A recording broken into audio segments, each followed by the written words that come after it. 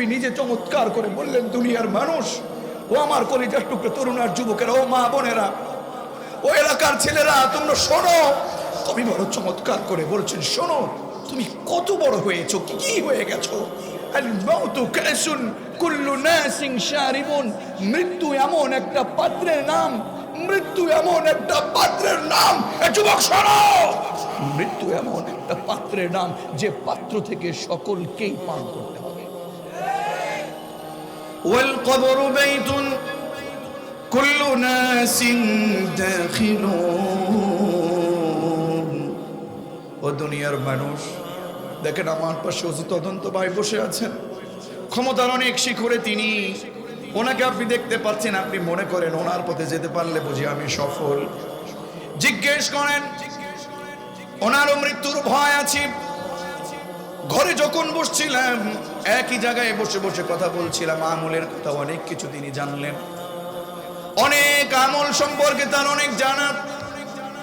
আমি বুঝতে পারলাম লোকটার মুখে দাঁড়িয়ে রসুলের সুন্নাহ রেখেছেন, সন্তানগুলো মাদ্রাসায় পড়ছেন, ইসলামী লাইনগুলোতে প্রতিষ্ঠিত করবার চেষ্টা করছেন। চিন্তা করলাম অনেক বড় ক্ষমতার মালিক, কিন্তু তিনি বুঝতে এটা পেয়েছেন যে আমি পৃথিবীতে বেঁচে থাকবো না, আমাকে কোরআনের পক্ষে কাজ করে যেতে হবে, আমাকে পৃথিবী থেকে চলে যেতে হবে। এজন্য তিনি কোরআনের উপর আমল করতে চেষ্টা করছেন। কথা বলুন ঠিক কিনা? আমার প্রিয় ভাই সহ আপনি আমি যে যত বড় কিছু হই না কেন, কবি বলেন, আল কবরু বাইতুন কুল্লু নাসিন দাখিলুন। কবর এমন একটা বাড়ির নাম, কবর এমন একটা বাড়ির নাম যেই বাড়িতে সবাইকে আমাদের প্রবেশ করতে হবে। ঠিক কি না?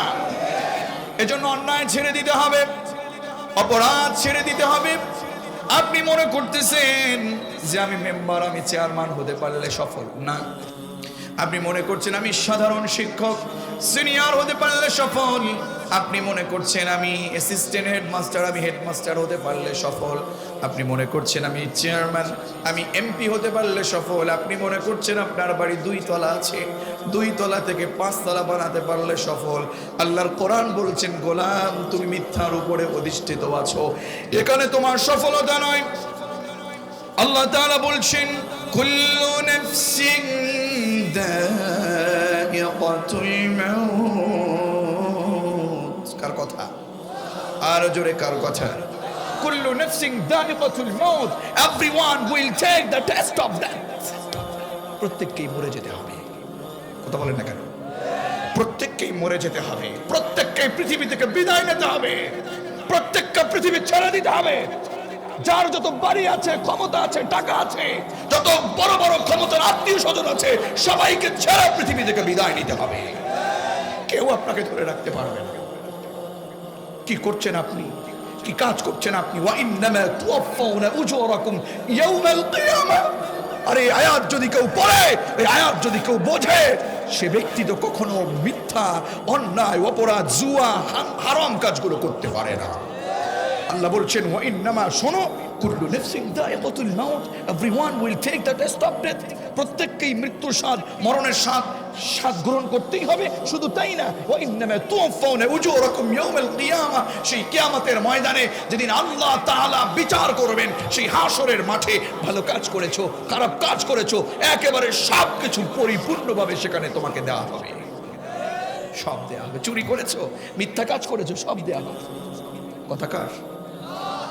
আল্লাহ তাআলা এখানেই থেমে থাকলেন না। জিবরাইলকে বললেন, গো জিবরাইল, রাসূলকে বলে দেন, রাসূলকে বলে দেন, যদি আমার গোলামেরা সফল হতে চায়, আমরা সফল হতে চাই কি চাই না? আরো জোরে বলেন, সফল হতে চাই কি চাই না? কারা কারা সফলতা চান একটু হাত তুলেন তো দেখি।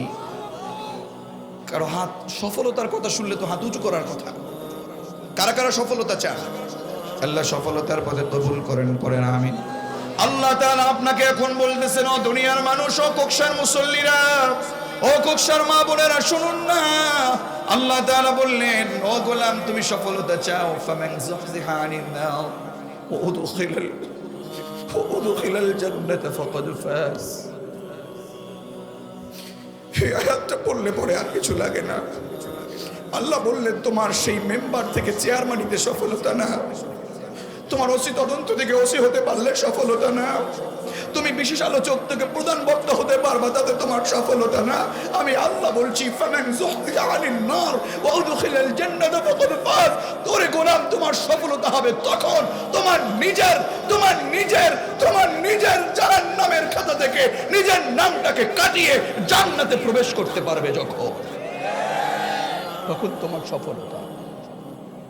জান্নাতে যাওয়াটা এত সহজ কথা না। পৃথিবী থেকে আপনার মৃত্যু হবে, মৃত্যুর সময় আপনি বুঝতে পারবেন আপনি জান্নাতি না জাহান্নামী। আজকের আলোচনার টপিক বিষয় হচ্ছে মৃত্যু, ডেথ। আমাদের মরতে হবে। কি করতে হবে? সবাই বলেন হুজুর মৃত্যুর কথা আজকে নিয়ে আসলেন না। মৃত্যু এটা চিরন্তন সত্য, ইউনিভার্সাল ট্রুথ। সত্যই সত্য, যার ভিতরে কোনো মিথ্যা নাই। আল মাউতু হাক, মরতেই হবে। মরা থেকে কেউ বাঁচতে পারবো? আল্লাহ তাআলা এর জন্য বললেন অকুলাম কুল ইন্নাল মাউতাল্লাযী তাফিরুনা মিনহু ফাইন্নাহু মুলাকীকুম। অকুলাম শোনো, মৃত্যু এমন একটা জিনিসের নাম যেটা থেকে তোমরা পালাতে চাও, টাকা ইনকাম করতে চাও, তোমরা অনেক ক্ষমতা অর্জন করতে চাও না, তোমরা মৃত্যু থেকে পালাতে পারবে না। মৃত্যু নিজে এসে তোমার কাছে মোলাকাত করবে। কথা বলেন ঠিক কিনা? কিন্তু হারাম কাজ যারা করে, অপরাধ যারা করে, মৃত্যুর যন্ত্রণা এত কঠিন, শুরু থেকেই মৃত্যুর যন্ত্রণা সহ্য করতে পারবে না। কথা বলেন ঠিক কিনা? যদি মনে রাখতে পারেন তাহলে একটা তথ্য আমি দিতে চাই, মনে রাখতে পারবেন নাকি? মৃত্যুর যন্ত্রণা হচ্ছে 3 ধরনের। বুঝে থাকলে একটু আওয়াজ করে সবাই বলেন না, মৃত্যুর যন্ত্রণা কয় ধরনের? আরো জোরে বলেন, মৃত্যুর যন্ত্রণা কয় ধরনের? মৃত্যুর যন্ত্রণা 3 ধরনের। 1 নাম্বার হলো যারা অপরাধী, মিথ্যা কথা বলে, সুদ খায়, ঘুষ খায়, বেহায়াপনা করে, অপরাধের পথে যাদের কতগুলো নাম, যারা কোরআন বিরোধী আন্দোলন করে, যারা জুয়া খেলে, যারা মাদক সেবন করে, এমন লোক সমাজে আছে না নাই? দেখবেন প্রতিবেশীদের মধ্যে এমন কিছু প্রতিবেশী আছে জমি পাবে 5 বিঘে, জোর করে 7 বিঘে দখল করে রাখে। এমন কিছু জালেম প্রতিবেশীও সমাজে আছে না? মৃত্যুর যন্ত্রণা 3 ধরনের। এর মধ্যে 1 ধরনের হলো যারা অপরাধী, তাদের মৃত্যুর যন্ত্রণা 1 ধরনের। আর যারা সঠিক পথে অবিচল থাকে, যারা আলেমদেরকে পছন্দ করে, যারা আলেম, যারা সত্য কথা বলে, যারা সত্যের উপরে অধিষ্ঠিত থাকে, যারা কোরআনের পক্ষে আন্দোলন করে, এই সকল লোকগুলোর মৃত্যুর যন্ত্রণা আরেক ধরনের। 3 নাম্বার হলো যারা শহীদ হবে, যারা পৃথিবী থেকে বিদায় নেবে, তাদের মৃত্যুর যন্ত্রণা হলো আরেক ধরনের। বুঝে থাকলে জবান খুলে বলুন তো, মৃত্যুর যন্ত্রণা কয় ধরনের? আরো যারা বলেন মৃত্যুর যন্ত্রণা কয় ধরনের? মৃত্যুর যন্ত্রণা 3 ধরনের। ও কক্সার মুসলমানেরা, 1 নম্বরে আপনি যে মৃত্যুর যন্ত্রণা শুনবেন, অপরাধীদের মৃত্যুর যন্ত্রণা সহ্য করা যাবে না। মৃত্যুর যন্ত্রণা 3 ধরনের। আগে শখের মৃত্যু নিয়ে একটা কথা বলতে চাই। কিসের মৃত্যু? আরো জোরে, কিসের মৃত্যু? কষ্ট হচ্ছে না তো আবার? আপনারা আছেন তো?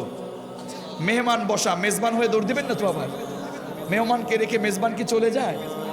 আল্লাহ কবুল করুন পড়ে না। হযরত ইদ্রিস নবীর নাম আমরা নিশ্চয়ই শুনেছি নাকি শুনি নাই? হযরত ইদ্রিস নবীর কাছে মালাকুল মাউত এসেছে। কে এসেছে? মালাকুল মাউত। আজরাইল আলাইহিস সালাতু ওয়াস সালাম ইদ্রিস নবীর কাছে এসেছেন। এসে বললেন, তাকে দেখলেন খুব সুন্দর, তাকে দেখতে সুঠাম দেহের অধিকারী, দেখতে খুব ভদ্র মানুষ মনে হলো। আল্লাহর কাছে মালাকুল মাউত গিয়ে বলে, আল্লাহ তোমার কাছে একটা আবেদন আমার। আল্লাহর কাছে কি করবেন? আবেদন করেছেন, ইয়া রব আমার একটা আবেদন হলো, আপনার নবী ইদ্রিসের সাথে আমি একটু বন্ধুত্ব করতে চাই। কি করতে চাই? আর জোরে, কি করতে চাই? ইদ্রিস নবীর সাথে মালাকুল মাউত বন্ধুত্ব করতে চাই। আল্লাহ বললেন, যা তোকে বন্ধুত্ব করার সুযোগ দিয়ে দিলাম, তার সাথে বন্ধুত্ব কর। সুবহানাল্লাহ কইতেন না? মালাকুল মাউত হযরত ইদ্রিসের কাছে এসে সালাম জানালেন, আসসালামু আলাইকা ইয়া ইদ্রিস। ও নবী আল্লাহর, আপনি আমার সালাম নেবেন। আল্লাহর পক্ষ থেকে আমি অনুমতি নিয়ে এসেছি, আপনার কাছে আমি বন্ধুত্ব করব, আপনার সাথে আমার বন্ধুত্ব করতে চাই। ইদ্রিস নবী বললেন, মান হুয়া, তুমি কে? মান আনতা, তুমি কে? বলেন মানা মালাকুল মাউত, মালাকুল মাউত, আমি মৃত্যু, আমি রূহ কবজ করি সেই মৃত্যুর ফেরেশতা মালাকুল মাউত। বললেন তুমি আমার সাথে বন্ধুত্ব করতে চাও? হ্যাঁ বন্ধুত্ব করতে চাই। তাহলে এক কাজ করো, আমাকে তাহলে 3টা জিনিস দিতে হবে। কয়টা জিনিস? আর জোরে কয়টা? 3টা শর্ত লাগবে। 3টা শর্ত পালন করলে আমার সাথে তুমি বন্ধুত্ব করতে পারবা। জবান খুলে বলেন তো কয়টা শর্ত? ইদ্রিস বললেন 3টা শর্ত।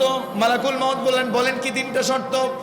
তুমি যেহেতু মৃত্যুর ফেরেশতা, তুমি যেহেতু রূহ কবজ করো, 3টা শর্ত তুমি আমাকে যদি পালন করে দিতে পারো তাহলে আমি তোমার বন্ধু হব। 1 নাম্বার শর্ত হলো তুমি আমার জান কবজ করবা।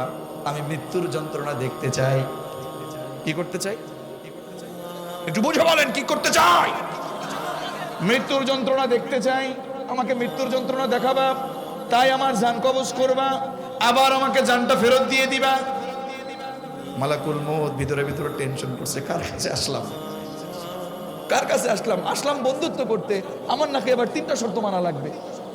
আবার শর্তের ভিতরে সবচেয়ে বড় শর্ত হলো আমার তার জান কবজ করা লাগবে, আবার তার জান ফেরতও দেওয়া লাগবে। এটা আবার কেমনে পারবো? এটা তো আল্লাহর ক্ষমতা। কথা বলেন না কেন? মৃত্যু মানুষকে জীবিত বানাতে পারেন কে? আরো জোরে জীবিত বানাতে পারেন কে? কুলিল্লাহুম্মা মালিকাল মুলকি তুআতিল মুলকা মান তাশাউ ওয়া তানজিউল মুলকা মিম্মান তাশাউ। জোরে বলেন আল্লাহু আকবার। আল্লাহ বলেন রাসূল আপনি বলে দেন আপনার উম্মতদেরকে, আল্লাহুম্মা মালিকাল মুলক, জনগণ ক্ষমতার মালিক না, ক্ষমতার মালিক কে? এই জবান খুলি মানে আওয়াজ দিয়ে বলেন ক্ষমতার মালিক কে? তুতিল মুলকা মান তাশা, আল্লাহ যাকে চান তাকে রাজত্ব দেন, তাকে ক্ষমতা দেন। কথা বলেন না কেন? জবান খুলি মানে আওয়াজ দিয়ে তরুণ বলো তো ক্ষমতার মালিক কে? আল্লাহ নিজে বলতেছেন আল্লাহ যাকে চান তাকে ক্ষমতা দেন। ওয়া তানজিউল মুলকা মিম্মান তাশা, আবার তিনি যার থেকে চান ক্ষমতা কেড়ে নেন। আওয়াজ করে বলুন তো তিনি কে? আর যারা জনগণকে ক্ষমতাবান মনে করে, যারা সালকে নির্ধারণ করে দেয়, 31 বলেন, 41 বলেন, আর 24 বলেন, আর 25 বলেন, যারা ক্ষমতাকে সাল নির্ধারণ করে দেয় আর জনগণকে যারা ক্ষমতাবান মনে করে, তাদেরকে ক্ষমতার চেয়ার থেকে নামাইয়া মামু বাড়ি পাঠিয়ে দিতে পারেন কি?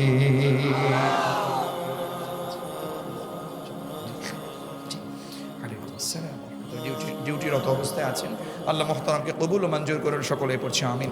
দোয়া চেয়েছেন, আমরা শেষে ইনশাআল্লাহ দোয়া করব, আল্লাহ কবুল করেন, পড়ি আমিন। বলছিলাম ক্ষমতা যদি টাইম নির্ধারণ করে দেয় 41 এর আগে 24-এ ধাওয়ায় দিতে পারে কে? জবান খুলে বলেন ধাওয়ায় দিতে পারে কে? আয়াতের শেষ দিকে পরের আয়াত নিয়ে আল্লাহ বলেন, আল্লাহ যাকে চান ওয়াতানজিউল মুলকা মিম্মান তাশা ওয়া তুইজ্জু মান তাশা ওয়া তুদিল্লু মান তাশা। ইজ্জত দেওয়ার মালিক কে? আবার ইজ্জত কেড়ে নেওয়ার মালিক কে? আল্লাহ তাআলা। জীবিতকে তুখরিজুল হাইয়্যা মিনাল মাইয়িত ওয়া তুখরিজুল মাইয়িতা মিনাল হাইয়্য। জীবিতকে মৃত্যু বানাতে পারেন কে? আবার মৃত্যু থেকে জীবিত বানাতে পারেন কে? আল্লাহ তাআলার এই ক্ষমতা। মালাকুল মাউত বললেন, ইয়া ইদ্রিস, কি করে আমি এটা পারবো? বলে না, আমার সাথে বন্ধুত্ব করতে হলে শর্ত কয়টা? আর জোরে কয়টা?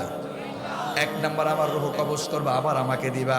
2 নাম্বার আমাকে জাহান্নাম দেখাবা, কি করবা? 3 নাম্বার হচ্ছে আমাকে জান্নাত দেখাবা। শর্ত কয়টা?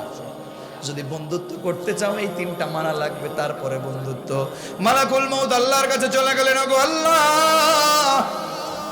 কার কাছে পাঠাইলা বন্ধুত্ব করব?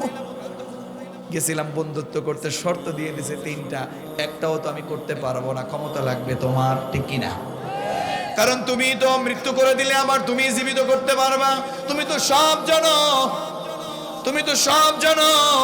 ও আমার রব, ইদ্রিসের জান আমি কেমনে নিব, আবার কেমনে দিব, এটা তো তার তো এখনো সময় হয় নাই।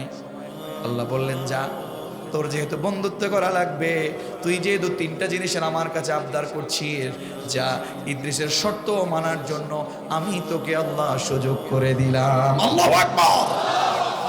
শর্ত মানা লাগবে কয়টা? আরো জোরে কয়টা? মালাকুল মাউত আসলেন। ইদ্রিস, ঠিক আছে, আপনার 3টা শর্তই আমার মানবো। কয়টা শর্ত মানবো? ঠিক আছে, তাহলে তুমি আমার সাথে বন্ধুত্ব করতে পারবা। ও আমার মা বোনেরা, সামনে আগাতে হবে, বুঝতে হবে, শিক্ষা নিতে হবে।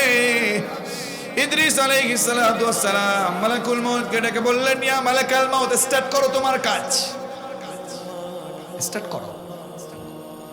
মালাকুল মাউত বললেন, ঠিক আছে, আপনিও রেডি হন, আমি আপনার জান নেব। কি নেব? মালাকুল মাউত ইদ্রিসকে রেডি হতে বললেন। হযরত ইদ্রিস আলাইহিস সালাতু ওয়াস সালাম রেডি হয়ে গেলেন। আল্লাহু আকবার। জান কবজ শুরু হবে। আল্লাহর অনুমতি নিয়ে হযরত ইদ্রিসের রূহ কবজ করতে মালাকুল মাউত শুরু করে দিলেন। রূহটাও নিয়ে নিলেন। আল্লাহু আকবার বলেন। আবার শর্ত অনুযায়ী ওই রূহটা ইদ্রিসকে আবার ফেরত দিয়ে দিলেন। আল্লাহু আকবার বলেন। ইদ্রিসকে ফেরত দেওয়ার পরে ইদ্রিসকে প্রশ্ন করা হলো, ওগো ইদ্রিস, আপনার তো মৃত্যু হয়েছিল, মৃত্যু যে হয়েছিল, মৃত্যুর যন্ত্রণাটা একটু বলেন তো দেখি। হযরত ইদ্রিস বললেন, এটা কিন্তু শখের মৃত্যু। কিসের মৃত্যু? আপনাদের এখানে তো বুঝি না, একটু শখ বোঝেন তো? শখ, হ্যাঁ, মানে নিজের ইচ্ছায় শখ, শখ জেগেছে, ইচ্ছা জেগেছে। আমি তো আপনাদের কুষ্টিয়ার মানুষের, আমার বাবার কাছে শুনেছি আপনাদের ভাষাগুলো অনেক সুন্দর, অনেক মিষ্টি ভাষা, শুদ্ধ ভাষা। আপনারা তো বোঝেন, শখ তো বোঝেন তো, শখের মৃত্যু। হযরত ইদ্রিসকে প্রশ্ন করা হলো, মৃত্যুর যন্ত্রণাটা আপনার কাছে কেমন লেগেছে? ইদ্রিস উত্তর দিল, দুনিয়ার মানুষ শোনো, মৃত্যুর যন্ত্রণাটা এত কঠিন, আমি শখের মৃত্যু নিয়ে যে যন্ত্রণার কথা তোমাদেরকে শেয়ার করব, শোনো দুনিয়ার মানুষ।